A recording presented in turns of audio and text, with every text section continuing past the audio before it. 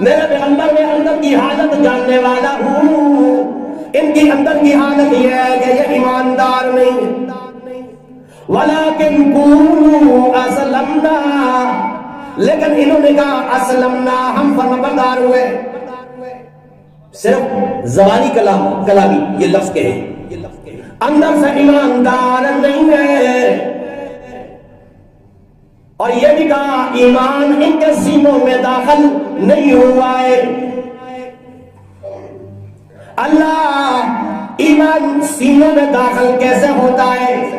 ایمان کسے کہتے ہیں؟ اسلام کسے کہتے ہیں؟ رسول اللہ صلی اللہ علیہ وسلم تشریف فرمائے، حضرت عمر فاروق رضی اللہ تعالیٰ عنہ فرماتے ہیں ہم نے دیکھا ایک شخص تیزی کے ساتھ آیا، شدید